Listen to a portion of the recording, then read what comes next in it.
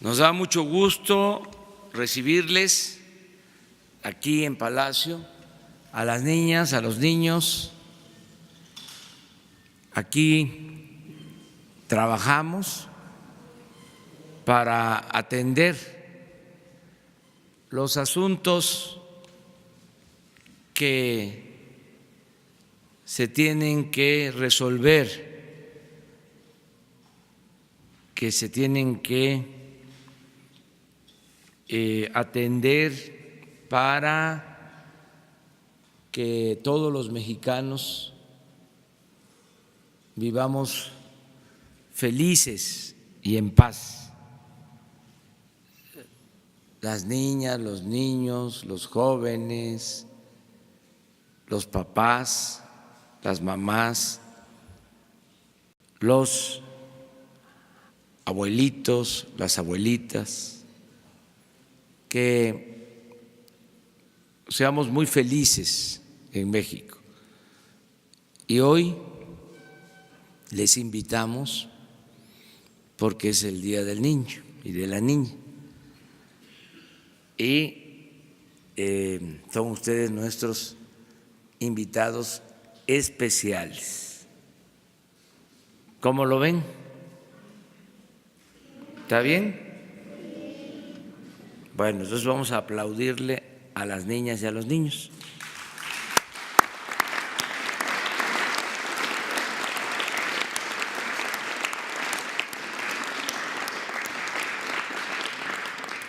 Y la felicitación a todas las niñas y los niños de México. Parte de nuestro trabajo es informar a los ciudadanos de lo que se hace en el gobierno todas las mañanas. Tenemos este encuentro con los periodistas, mujeres, hombres que se dedican a informar. Ese es el oficio del periodismo, los que trabajan para informar a todos los ciudadanos. Y todos los días tenemos esta reunión y se informa a través de los periodistas, de los medios, a toda la población.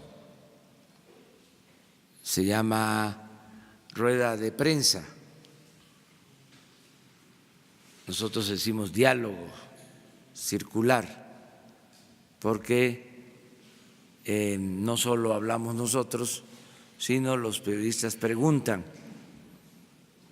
y nosotros contestamos. Son mensajes de ida y vuelta, de allá para acá y de aquí para allá. Se establece ese diálogo. Se hacen estos encuentros todos los días de 7 a 8 de la mañana. Por eso son las 7:02. Se llevan a cabo estos encuentros con los periodistas. Les invitamos para que puedan ustedes ahora, como testigos, como invitados especiales, presenciar cómo es esta conferencia de prensa. Vamos a comenzar ya.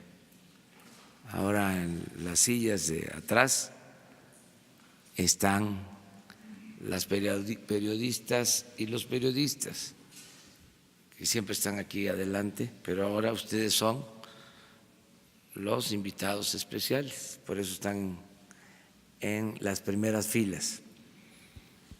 Voy a informar a las compañeras, compañeros de los medios de comunicación y a los ciudadanos que nos ven, que nos escuchan, que estamos muy contentos, muy satisfechos por la aprobación ayer en el Senado de la reforma laboral.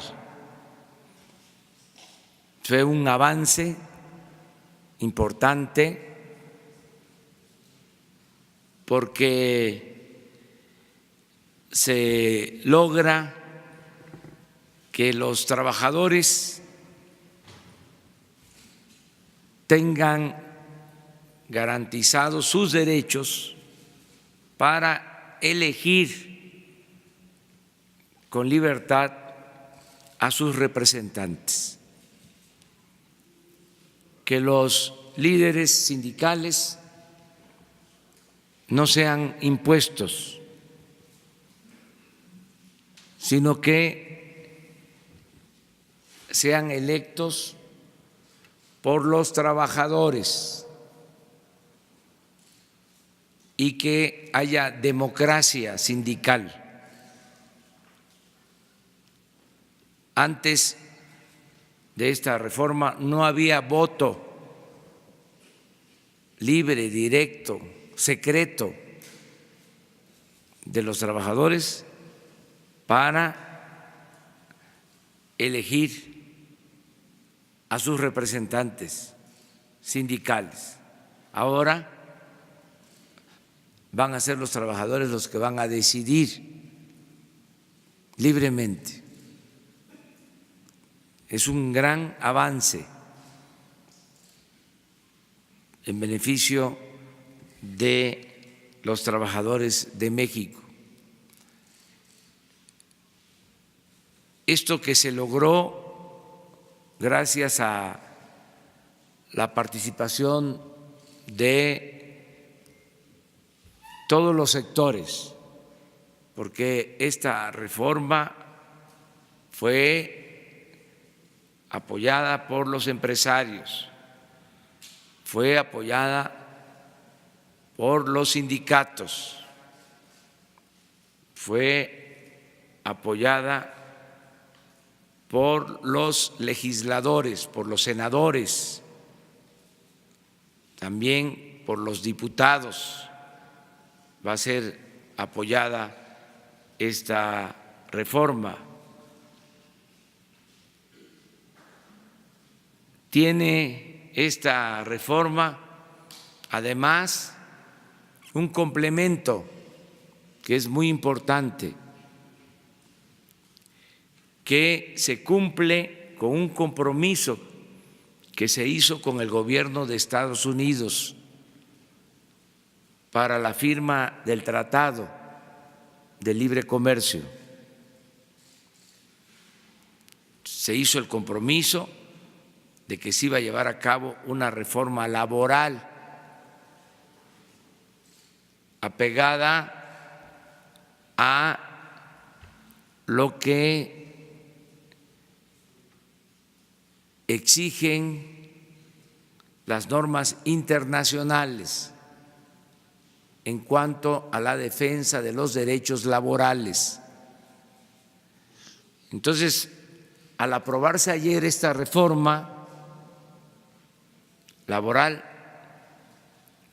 se cumplen dos propósitos. El principal es que se benefician los trabajadores mexicanos, porque se establece la democracia sindical, el voto libre, el voto secreto, el que se consulte siempre a los trabajadores, que no hagan acuerdo los líderes a espaldas de los trabajadores, para que así defiendan los derechos que tienen los trabajadores mexicanos.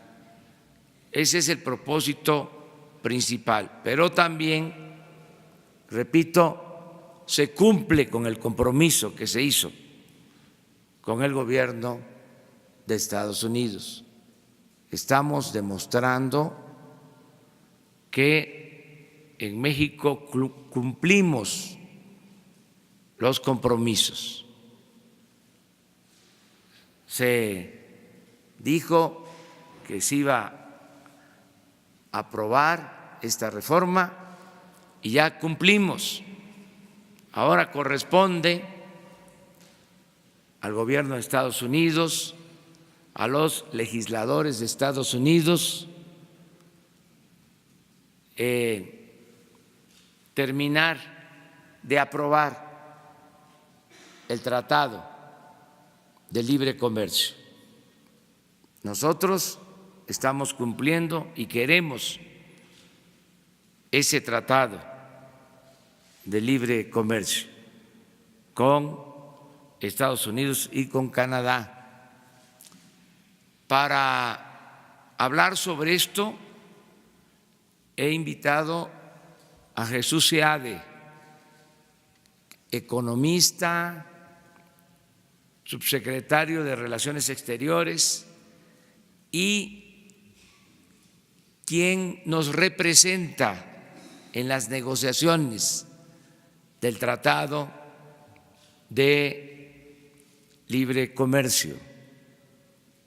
Él es el representante de nuestro gobierno en las negociaciones que se llevan a cabo en Estados Unidos y en Canadá, Jesús Seade. Y él va a explicar la importancia que tiene lo que se aprobó el día de ayer, la reforma laboral, la importancia que tiene sobre todo por el cumplimiento de nuestra palabra en cuanto a la firma del Tratado de Libre Comercio. Entonces vamos a escuchar a Jesús Seade.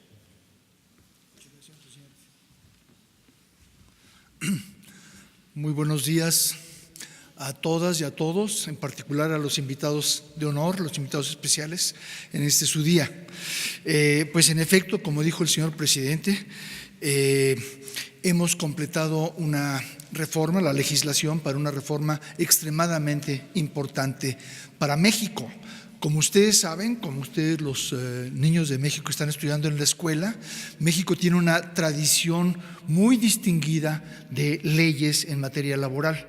Fuimos el primer país del mundo que a principios del siglo pasado, hace 102 años, pasamos nuestra Constitución, en la cual hay un artículo 123, que garantiza todos los derechos más modernos para los trabajadores, para defender su bienestar, su buena participación, su libertad y su libertad sindical. Con ese sistema tuvimos una buena protección de los trabajadores durante gran parte del siglo pasado, de los años 30, 40, 50, 60, 70. Pero después, a partir de hace 30 años, una cosa así, quizás buscando mayor competitividad en los mercados internacionales, con el Telecán para ser competitivos, empezaron a reducirse los sueldos de los trabajadores en forma artificial. Y un elemento clave para poder lograr eso era que los trabajadores en realidad no tenían libertad sindical. Tenían sindicatos, pero muchos de estos sindicatos no eran escogidos por los trabajadores. Y los contratos que los sindicatos negociaban no eran del conocimiento de los trabajadores hasta que ya se aplicaban. Ellos no elegían aceptar esos contratos ni esos sindicatos. Esto nos empezó a dar muchos dolores de cabeza, problemas, a partir del propio Telecán, que se firmó hace 25 años. Se hizo necesario en aquel entonces hacer un acuerdo internacional de mayor libertad para los trabajadores, pero esto no se reflejó en ley detallada en México y en realidad las cosas no cambiaron. Y durante los últimos 20, 25 años hemos sido sujeto de muchas críticas de organismos internacionales. El organismo especialista en cosas del trabajo, que se llama Organización Internacional del Trabajo, que está basado en Europa, ha sacado muchos informes siendo muy crítico de la situación sindical, de cómo funcionan estas materias para los trabajadores en México. Al mismo tiempo Estados Unidos también, Canadá.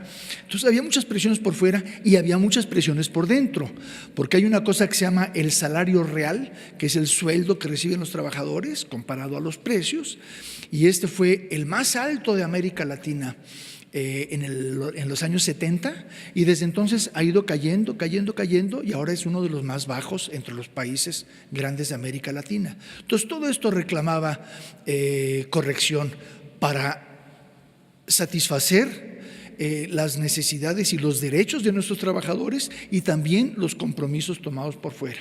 En ese contexto, nosotros adoptamos un compromiso en el Telecán de hacer lo que queríamos hacer por razones internas de México, y ayer se completó la aprobación por parte de los senadores, los diputados ya habían aprobado antes, de una reforma laboral extremadamente buena para México, muy moderna, muy ambiciosa, con muchos elementos de protección al trabajador, estabilidad de sus empleos, justicia en sus salarios, pero sobre todo lo más importante es que los trabajadores escogen mediante un voto libre y secreto a sus representantes, y también los trabajadores tienen que estar de acuerdo con el contrato bajo el cual van a trabajar, en un voto libre y secreto. Con eso cumplimos con nuestros trabajadores, cumplimos con una necesidad de muchas décadas de nuestro país, y cumplimos con los compromisos tomados con el exterior, en particular con Estados Unidos y Canadá, con el Acuerdo de Libre Comercio, que queremos que salga adelante, pero también con otros organismos que han invitado a México a corregir sus formas de relacionarse con los trabajadores. Entonces, algo muy positivo para México, estamos muy contentos. Muchas gracias, señor presidente. Con permiso. Pues es básicamente la información. Como complemento, nos acompaña la secretaria de Gobernación, Niñas y Niños, la licenciada Olga Sánchez Cordero. Ella es secretaria de Gobernación. Por primera vez en la historia, una mujer es secretaria de Gobernación, la licenciada Olga Sánchez Cordero. Porque, como ustedes saben, tenemos que ser iguales, buscar la igualdad, nada de que solo los hombres puedan participar, tienen que participar mujeres y hombres en igualdad, en todo, niñas y niños. Entonces, también en el gobierno hay esta igualdad en los cargos que se tienen en el gobierno federal. La mitad son mujeres en las secretarías, son 10 hombres y 8 mujeres. Así es el gobierno, el gabinete. En la Cámara de Diputados y en la Cámara de Senadores, lo mismo, ya se logró también esta igualdad, mujeres y hombres, igual. Antes no era así. Ya hemos ido avanzando en eso y hay que seguir avanzando. Y también nos acompaña el secretario de Educación Pública, Esteban Moctezuma.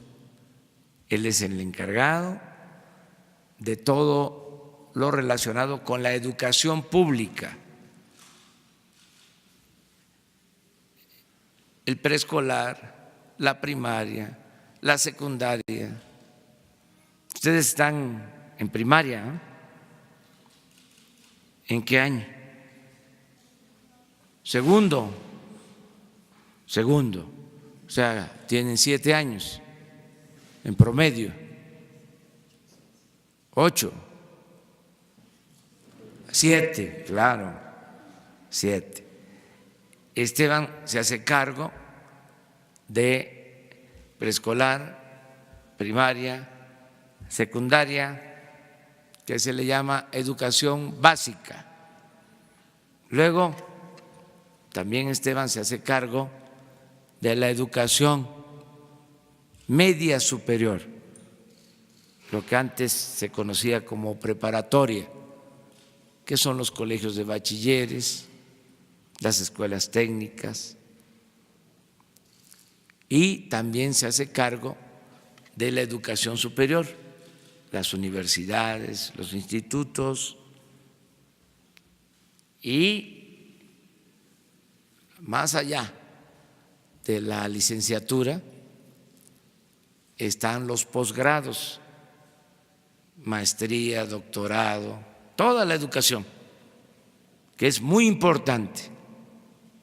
Eso es el trabajo de Esteban, que trata con las maestras, los maestros de México, que son muy buenos. ¿Ustedes qué opinan de las maestras y de los maestros? ¿Son buenos? ¿Son buenos? A ver. Esto es muy importante. ¿Sí les enseñan? Sí. Bueno, un aplauso para las maestras y los maestros.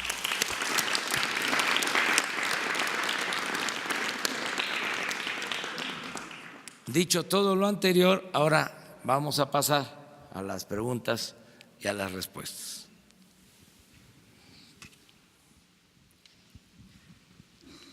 Presidente Constitucional de México, Carlos Pozos, de Líderes Mexicanos y Petróleo y Energía. Presidente, pues ya en el tema laboral, yo quisiera preguntarle, pues mañana es Día del Trabajo, saber si usted va a trabajar y saber si va a haber el desfile del 1 de mayo como se venía haciendo en años anteriores.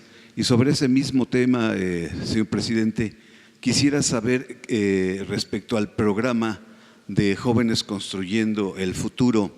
Se tiene reportes que hay 23.900 inscritos, pero que serán capacitados en tortillerías, fondas y tiendas y no tendrán el conocimiento de nuevas habilidades que usted nos pudiera explicar. Esa es la primera pregunta y una más nada más, si usted me responde. Sí, mañana en efecto es Día del Trabajo. Como lo han hecho siempre los sindicatos, van a manifestarse, va a haber marchas de las distintas organizaciones laborales, es su derecho de manifestación, van a expresarse con libertad todos los sindicatos. Tengo ese informe, empiezan a reunirse desde muy temprano todas las expresiones sindicales, todas las corrientes, todas las tendencias que hay en el sindicalismo mexicano. Y yo estoy haciendo una invitación a dirigentes de todas las expresiones, lo más plural que se pueda, para que podamos convivir mañana al mediodía, terminando las manifestaciones, invitar a algunos dirigentes para que podamos platicar y reafirmar nuestros compromisos con el sector laboral. ¿Pero va a encabezar usted desde balcón presidencial? No, porque en esta ocasión es una manifestación libre, de todos los trabajadores. Vamos a analizar si conviene o no el hacerlo como se acostumbraba anteriormente. Yo soy más partidario de que el Día del Trabajo sea un día de manifestación libre de las demandas de los trabajadores, que haya independencia, autonomía y que incluso se expresen las denuncias y las inconformidades en contra del gobierno, como debe de ser. Así surge este día, para eso se estableció, para conmemorar un hecho histórico en el que se comete una gran injusticia a los trabajadores, que se reprime a los trabajadores en Chicago. Por eso surge este día y es un día para la protesta, no para el aplauso. Es para que los trabajadores se manifiesten. Es muy importante lo que comentaba Jesús Seade. A ver si ponen la gráfica, porque en este marco es que se va a conmemorar el Día del Trabajo. Jesús nos explicaba de lo que ha significado la política neoliberal o neoporfirista en cuanto al salario de los trabajadores. Luego de ser México el país con los mejores salarios en toda América Latina, miren allá arriba, 1976, miren cómo viene cayendo, lo rojo es cómo se viene deteriorando el salario y llega a ser uno de los salarios más bajos de América y del mundo.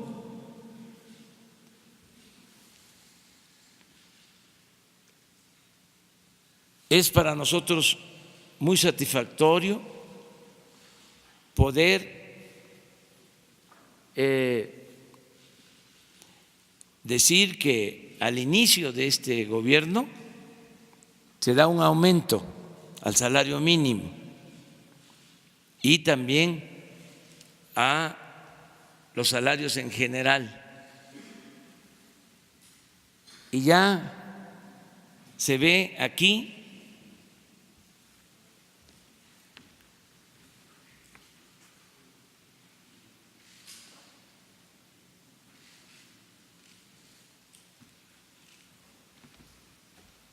muy poquito, pero ya empieza a repuntar, ya cambia, ya no va a seguir cayendo, va a ir poco a poco el salario recuperando su poder de compra, su poder adquisitivo. Entonces, en este marco es que el día de ayer se aprueba la reforma laboral y mañana pues es el Día del Trabajo. Bien, presidente, mi segunda pregunta En 2018 usted anuncia la descentralización de las secretarías del actual gabinete. Quisiéramos saber cuál es el estado que guarda esta descentralización y finalmente la ley de austeridad está en stand-by. Hoy concluye sesiones el Congreso y si usted podría enviar un memorándum para que esta ley pudiera salir adelante. Bueno, va la descentralización, se está llevando a cabo poco a poco, pero sí ya una parte de cultura está en Tlaxcala, sí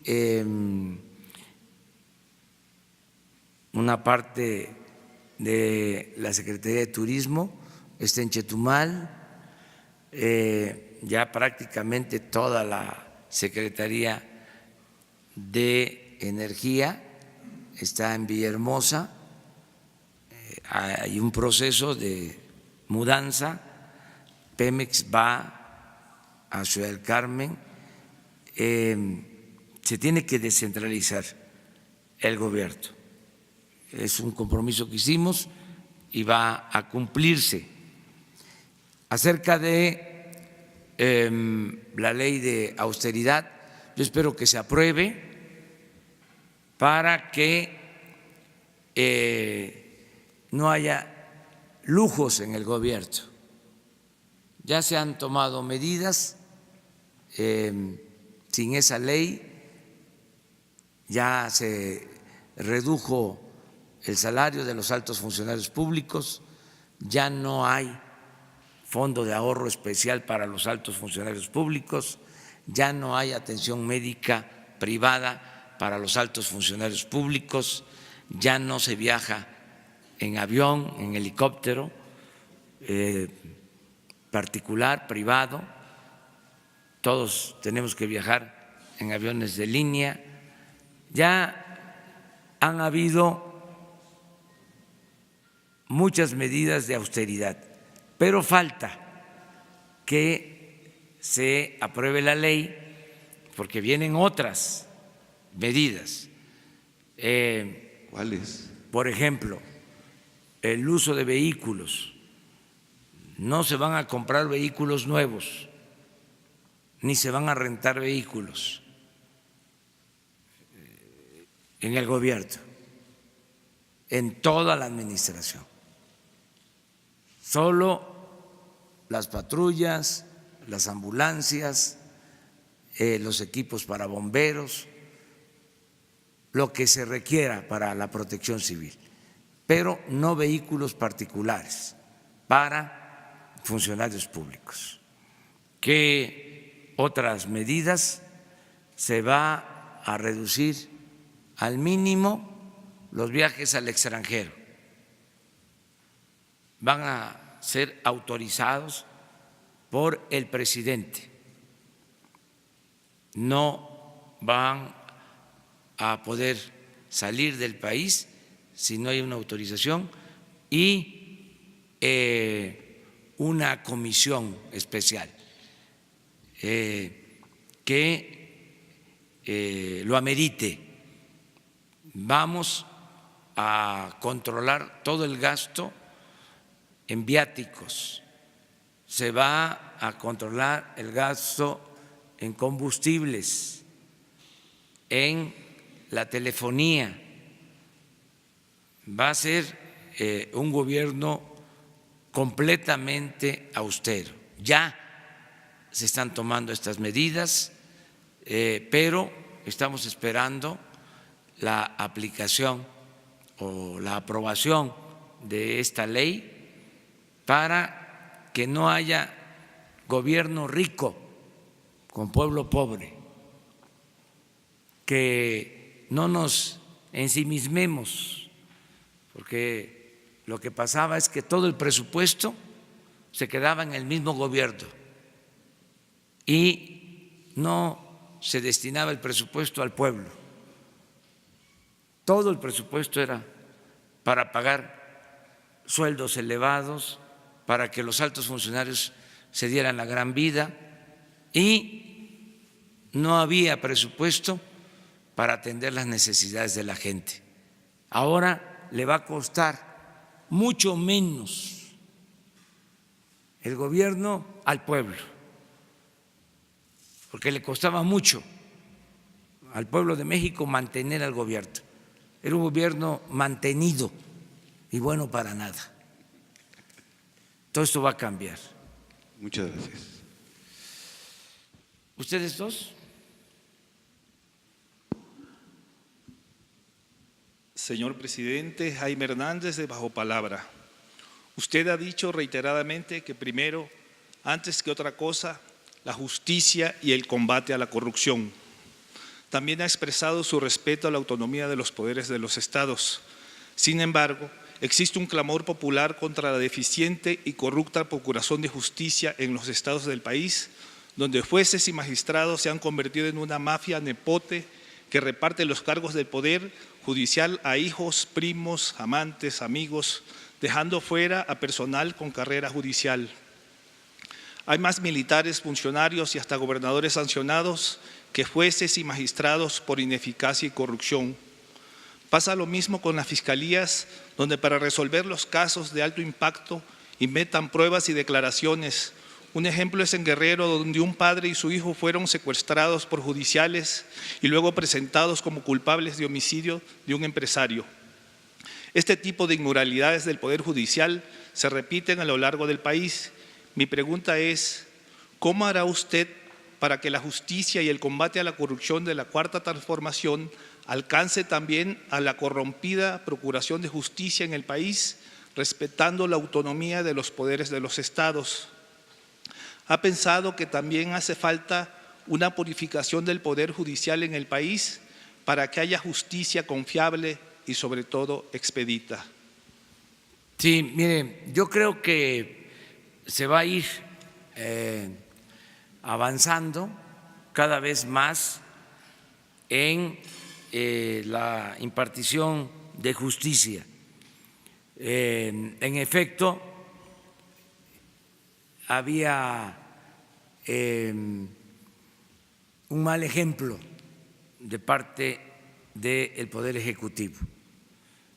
Se castigaba a los adversarios, se fabricaban delitos y se garantizaba impunidad a los cercanos. Se castigaba a los que no tenían agarraderas, influencias, a los que no tenían con qué comprar su inocencia. Todo eso va a cambiar y ayuda mucho el ejemplo que se dé desde el Ejecutivo. Si no hay impunidad, si el Ejecutivo no protege a nadie, esto va a ser la diferencia, porque antes había consigna de parte del Ejecutivo, intervenía el Ejecutivo en el Poder Judicial para que se actuara a favor o en contra de las personas. También antes el procurador era un empleado del presidente. Ahora el fiscal general, que antes era el procurador, es independiente. Yo no hablo con el fiscal. Lo saludé la última vez hace una semana en un acto, pero desde que lo nombraron nunca me he reunido con él, ni he hablado por teléfono con él. Yo creo que ya lleva como 2 meses y no me he reunido con él ni he hablado por teléfono con él, con el fiscal, porque es independiente, es autónomo. Lo que estamos nosotros planteando es que todos los asuntos que tienen que ver con la Fiscalía se deben de atender y vamos a estar presentando cuántos asuntos se han enviado a la Fiscalía y qué ha habido de respuesta. En cuanto al Poder Judicial, lo mismo. No hay autorización de nadie para ir a pedir favores a jueces, a magistrados, a ministros. Es un poder independiente, es un poder autónomo. Eso no existía. Antes había hasta teléfono directo del presidente de la República al presidente de la Corte, un teléfono rojo. Y a lo largo de la historia, sobre todo en el Porfiriato y después de la Revolución también, el que mandaba en el Poder Judicial era el presidente. El Ejecutivo era el poder de los poderes. Eso se terminó, se acabó. Es de los cambios muy importantes. Y yo celebro que ahora en la renovación de la Suprema Corte estén llegando ministros nuevos. El presidente de la Suprema Corte es un hombre honesto, recto.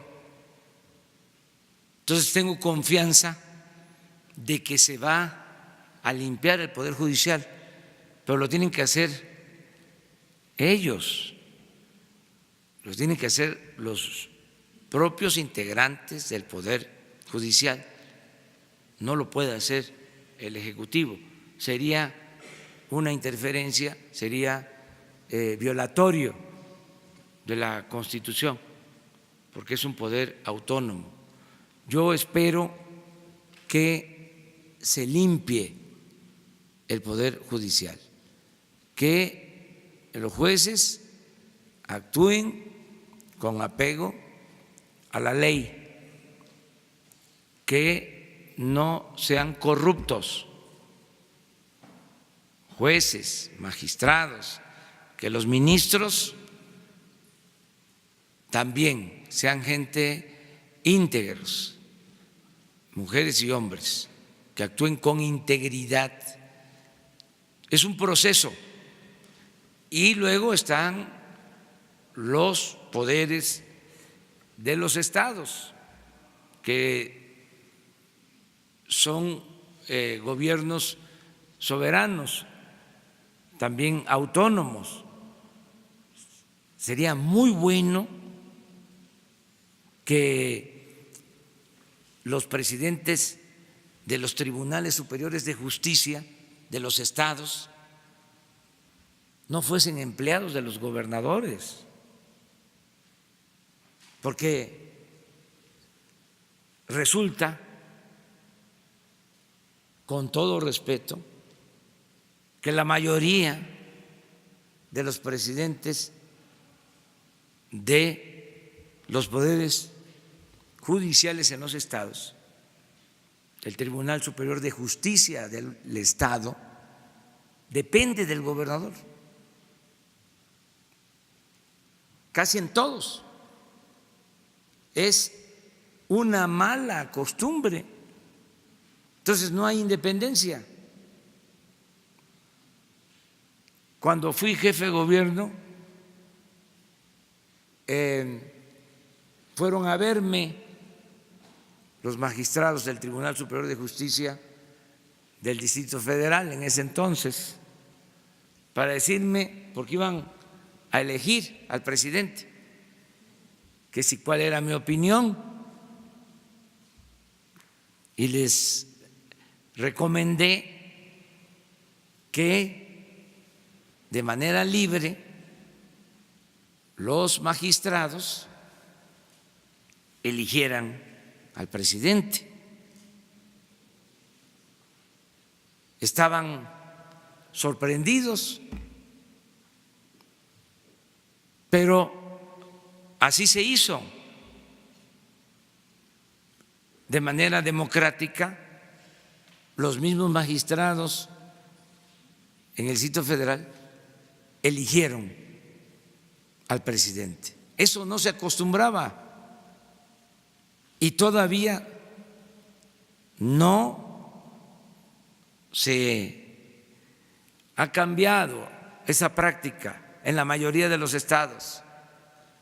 Ojalá y se le dé libertad, autonomía, o que el Poder Judicial en los estados se revele. La libertad no se implora, se conquista. ¿Cómo van a estar los del Poder Judicial en un estado o los del Poder Legislativo en un estado? Porque también sucede con los congresos locales, subordinados a los titulares del Poder Ejecutivo en los estados. Es un proceso de cambio. Y regresamos a lo de ayer. Imagínense que ahora los trabajadores van a poder elegir a sus dirigentes, voto libre, secreto. Me han informado que se aprobó en el Senado también una modificación al artículo 123 para que la democracia sindical aplique a los trabajadores al servicio del Estado. Ojalá y se apruebe, porque entonces también los maestros van a tener que elegir a sus dirigentes sindicales con voto libre, directo, secreto. Y la verdad va a ser muy interesante observar una elección de todos los maestros de México para ver quiénes van a ser sus dirigentes en elección abierta, libre, con voto secreto. Y sería extraordinario, eso sería un paso más, que estas elecciones las organizara el Instituto Electoral. Se podría llevar a cabo. Entonces, todos, sin compra de voto, sin amenazas, voto libre. Imagínense, en el sindicato petrolero me lo plantean, me lo están demandando, pero yo no puedo intervenir. Ahora, ya con la nueva ley, los dirigentes de secciones del sindicato petrolero tienen que ser electos por los trabajadores. Voto secreto. ¿Saben cómo votaban? Tenían que mostrar su identificación. Y ahí los apuntaban. Y claro que habían represalias. Se ponía cerca de la mesa donde estaban votando un representante del sindicato para estar apuntando. Ya eso se termina y vamos a cuidar de que se respete lo que se está aprobando en la ley, que no haya simulación. Muy bien. La compañera. Guadalupe Lizárraga, Los Ángeles Press. Señor presidente, ¿cómo hace valer su palabra aquí en las conferencias de prensa para que se transforme en una auténtica gestión pública? Esto porque, ¿cómo llega a que sus instrucciones se den seguimiento por su gobierno? Lo digo porque en el caso del titular del Instituto de Mexicanos en el Exterior, Roberto Valdovinos, ha estado prohibiendo la entrada a migrantes a los foros consultivos en Estados Unidos. Uno de estos foros fue en Nueva York recientemente y la persona a la que se le prohibió entrar a este foro es un migrante con más de 20 años, Francisco Ramírez, albañil de oficio y un activista de derechos humanos, entre otras 4 personas más. A él se le prohíbe la entrada por ser crítico, por haber sido crítico en su campaña de gobierno, en campaña para la presidencia en Nueva York, en una de sus visitas. Además de ese caso, pues fue maltratado verbalmente, físicamente. Otro de los puntos es la libertad de expresión, la censura, que aquí mismo en la conferencia de prensa yo he sufrido, porque su conferencia de prensa fue cortada en mi denuncia sobre la falsedad del caso Wallace por revelar las agresiones de parte de Isabel Miranda, y en esta parte Notimex cortó esa parte del video. Y además también hay denuncias en el Senado, hay un punto de acuerdo por las violaciones a los derechos laborales de corresponsales en el extranjero, también por esta agencia del Estado. Esa es mi pregunta. Muchas gracias.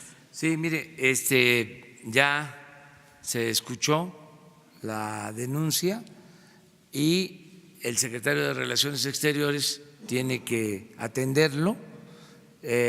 No hay ninguna indicación para limitar a nadie su derecho de manifestación, a nadie.